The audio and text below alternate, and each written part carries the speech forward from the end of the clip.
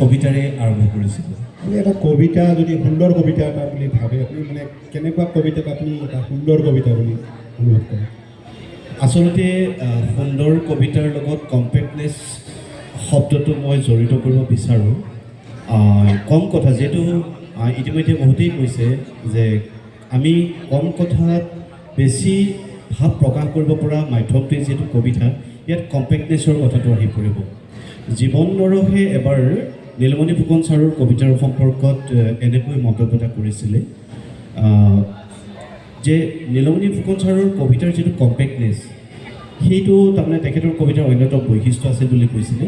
অৰ্থাৎ আমাৰ শৰীৰটো আমি যেনেকৈ প্ৰতিদিনে আমাৰ বিশেষকৈ নাৰীসকলে ডায়েট কণ্ট্ৰল কৰে, কিয় কৰে?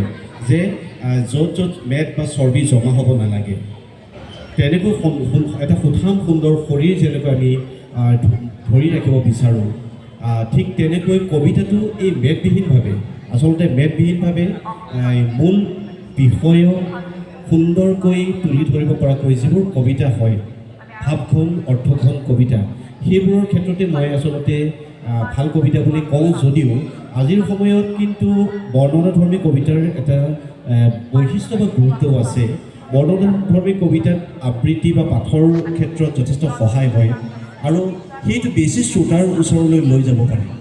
অৰ্থাৎ কবিতাক আমি যদি কবিতাক মানুহৰ প্ৰিয়তম সম্পদলৈ ৰূপান্তৰিত কৰাৰ দৰে বা তেওঁলোকৰ আগ্ৰহৰ এটা বিষয় হিচাপে যদি আমি তুলি ধৰিব পাৰোঁ, তেতিয়াহ'লে আপোনাৰ বৰ্ণনাধৰ্মী কবিতায়ো কিন্তু বৰ্ণনাধৰ্মী কবিতাৰ যে এটা বিশেষ গুৰুত্ব আছে মই অনুভৱ কৰোঁ।